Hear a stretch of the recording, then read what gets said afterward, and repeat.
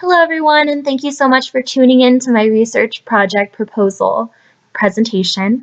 If you've been following along with me this semester, you probably remember that I have been largely focusing on the pediatric cystic fibrosis population and their adherence to pancreatic enzyme replacement therapy. So during this presentation, I'm going to give you some background on why this is an issue and what I would plan to do to study it. So as we all started in the beginning, we came up with a problem statement which led to our research question. My problem statement, after I experienced some firsthand poor adherence in the clinic, as well as my review of the literature, I saw that adherence to pancreatic enzyme replacement therapy, or PERT, in this pediatric population with CF is very poor. And this led me to my research question. I was wondering if nutrition education in relation to the PERT would increase adherence in this population. So thinking about limitations for this kind of research, we would be looking a lot into how adherence is reported. And in children and adolescents with CF, mostly they have a caregiver working with them, whether it's a parent or someone else who just helps them day to day with their extensive cystic fibrosis care regimen. So it would be limited by the accuracy of the reporting. They have a really intense, like I said, care regimen throughout the day. So adding another thing to that to-do list might be a limit. Also, I would plan to convenience sample from the American Family Children's Hospital, which might limit the number of participants we have involved, as well as the ages we'd have involved. Since it's convenience, we don't necessarily have the ability to guarantee that we would get a really wide variety of ages. It could be that only 4-year-olds were interested in enrolling or something like that. So that was a limit I identified. As far as delimitations go, or the things that I've set for myself to kind of keep me focused and in line, are making sure that the patients that I study are ages 2 to just under 18 years old. And of course, they have to have cystic fibrosis as well as pancreatic insufficiency and be prescribed pancreatic enzyme supplements. Also, I wanted to limit my study population by only including patients that eat orally. So anyone who has a G-tube or an NG tube, any kind of enteral nutrition support would be excluded from this. As far as assumptions go, like I mentioned, the patients and the family members or caregivers would be the ones reporting adherence. So we would hope that they would be both honest and accurate in these reports. As well as we'll see later on that this would include a slate, and the intervention includes a nutrition education visit. So if the people choose to enroll, we would expect them or assume that they would participate in the nutrition education visit as well as the follow-up. So before we get into the methodology and review of the literature, I wanted to define some terms. You can check these ones out here, but they are the 4 major components of things that I've been repeating pretty much all semester. We've got cystic fibrosis, pancreatic insufficiency, PERT, and adherence. So CF is that multi-organ disease that's characterized by those thick mucus secretions, and because of those thick mucus secretions on the internal organs, people with CF have an elevated metabolic demand, and this can really affect their growth, both as children and on their way into adulthood. Pancreatic insufficiency is common in 80 to 90% of all patients with cystic fibrosis, which is pretty high. They usually develop it at some point of their disease. And of course, this prevents the proper secretion of those exocrine enzymes that do the work to digest and absorb vitamins and minerals, as well as the fat and all kinds of other nutrients in the diet. PERT is the remarkable advancement that has been discovered, also known as pancreatic enzyme replacement therapy, and they're just capsules of those digestive enzymes that the body is doing not such a great job of putting out. So they can be taken as a supplement orally, and they make up for the lazy pancreas. And then I just have a little bit of an example of adherence, which I defined as 80 to 100% of enzyme supplementation. So doing that 80 to 100% of the time, and just an example there of what that would mean. This leads me to my hypothesis. Does nutrition education administered by a registered dietitian nutritionist will improve PERT adherence in children and adolescents with cystic fibrosis? So now that I have the hypothesis, I gotta back it up a bit. So why is this so important? As I mentioned before, people, whether they're children or adults, have elevated metabolic demands due to cystic fibrosis. And this, of course, puts them at a really high risk for malabsorption or maldigestion, malabsorption, and malnutrition. Thankfully, PERT was developed to help maximize the digestion, absorption, and growth of people with cystic fibrosis. However, it doesn't appear that they're being used effectively. So my research proposal aims to address PERT adherence by combining behavioral interventions with nutrition education. And I expect my research study can relate the involvement of an RD to better enzyme adherence to growth outcomes and outgrowth outcomes. Ideally, my research could show how self-management of nutrition and PERT can promote better self-care into adulthood and possibly even extend life to even longer in this population.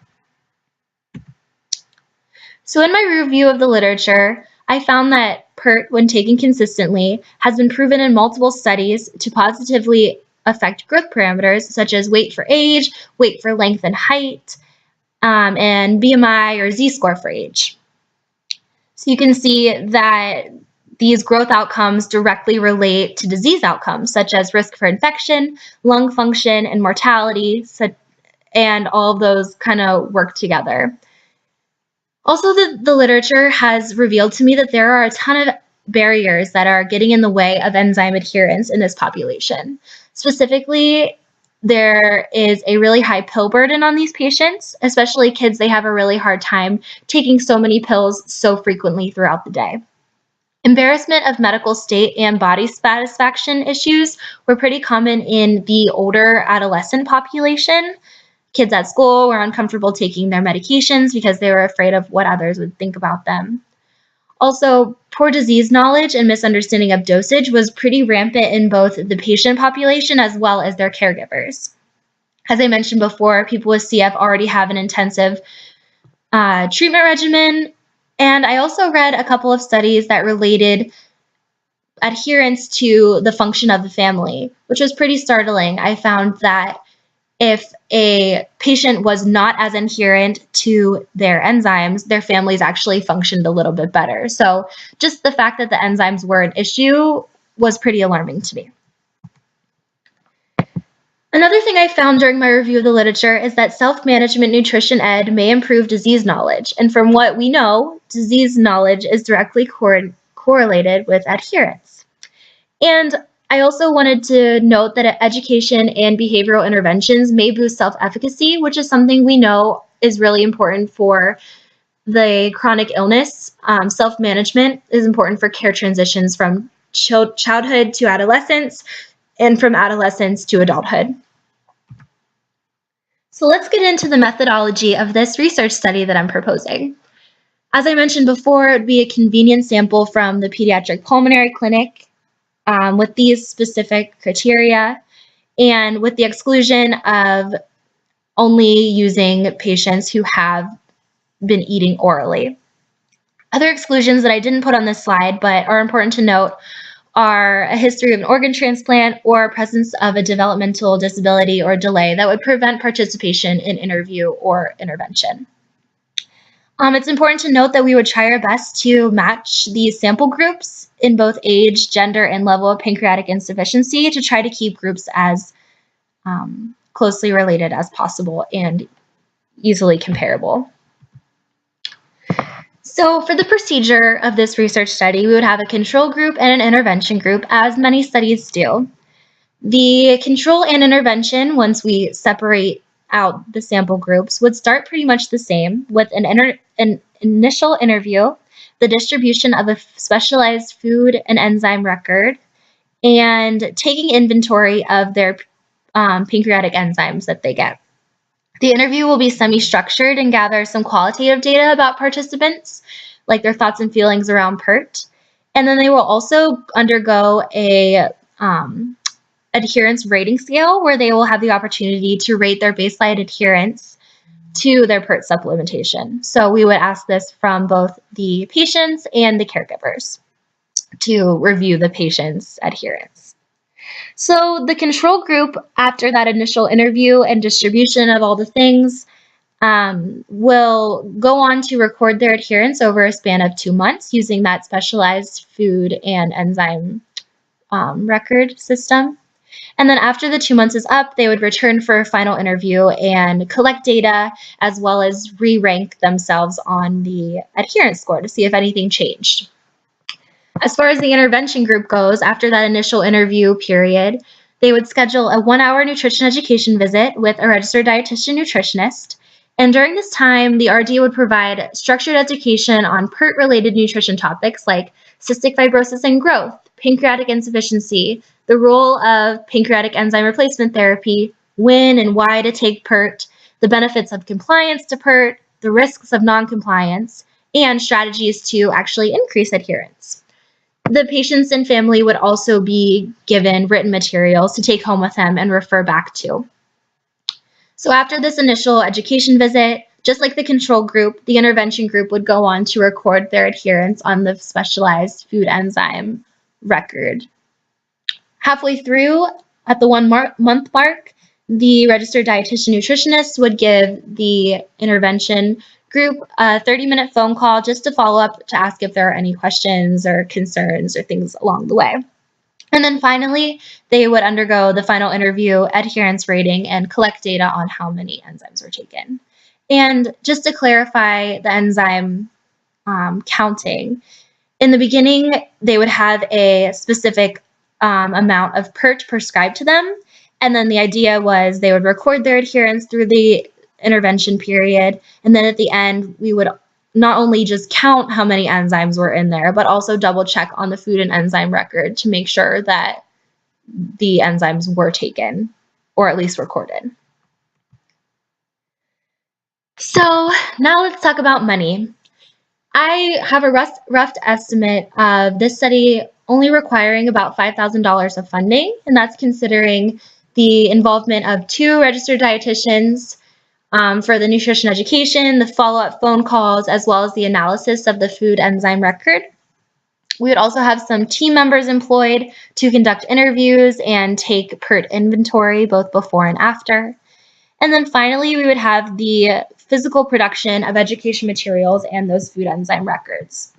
Now, it's important to note that this cost is kind of surrounding an estimate of about 20 total participants, 10 in the control group and 10 in the intervention group.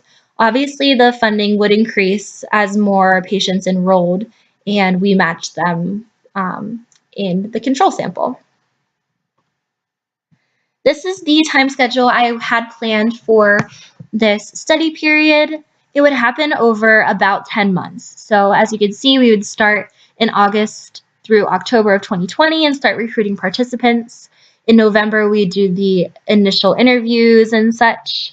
December 2020 is when the intervention and control group kind of break away and start recording their adherence using those specialized records. And in January 2020, which is the 1 month mark into the study intervention period, we would make those 30-minute phone calls. In February and March, we would wrap up the adherence keeping and the control group would complete it. And on April, we would start to do our final interviews and collect the data. Moving into May, we'd analyze the data. And in June 2021, we'd hopefully be able to report and publish our findings on if the nutrition education intervention helped improve the adherence to pancreatic enzyme replacement therapy in children and adolescents with cystic fibrosis at the American Family Children's Hospital. So I think the overall takeaways from my proposal would be if we can improve enzyme adherence, that means we can maximize digestion and absorption of essential nutrients in the body, which of course would positively affect growth in children and adolescents with CF. Therefore, improving the outcomes of cystic fibrosis. So we see better growth and a better lung function, all kinds of things like that, preparing them as they enter into adulthood to be able to tolerate CF and maybe avoiding infection. And then if all of this happens, we could have the potential to extend the lifespan of people with cystic fibrosis, which I think is a pretty remarkable and hopeful task to achieve. There's obviously a lot that goes into boosting adherence, but I think this could be a great start to kind of get people out there thinking about the importance of actually utilizing the pancreatic enzymes to the best of their ability. So thank you guys so much for tuning into my research proposal. I hope you enjoyed it, and I would love your funding.